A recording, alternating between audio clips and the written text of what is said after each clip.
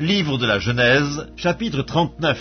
On fit descendre Joseph en Égypte et Potiphar, officier de Pharaon, chef des gardes égyptiens, l'acheta des Ismaélites qu'il y avait fait descendre. L'Éternel fut avec lui et la prospérité l'accompagna. Il habitait dans la maison de son maître, l'Égyptien. Son maître vit que l'Éternel était avec lui et que l'Éternel faisait prospérer entre ses mains tout ce qu'il entreprenait. Joseph trouva grâce aux yeux de son maître, qu'il employa à son service, l'établit sur sa maison et lui confia tout ce qu'il possédait. Dès que Potiphar eut établi sur sa maison et sur tout ce qu'il possédait, l'Éternel bénit la maison de l'Égyptien à cause de Joseph. Et la bénédiction de l'Éternel fut sur tout ce qui lui appartenait, soit à la maison, soit au champ. Il abandonna aux mains de Joseph tout ce qui lui appartenait, et il n'avait avec lui d'autre soin que celui de prendre sa nourriture. Or Joseph était beau de taille et beau de figure. Après ces choses, il arriva que la femme de son maître porta les yeux sur Joseph et dit « Couche avec moi ». Il refusa et dit à la femme de son maître « Voici, mon maître ne prend avec moi connaissance de rien dans la maison, et il a remis entre mes mains tout ce qui lui appartient.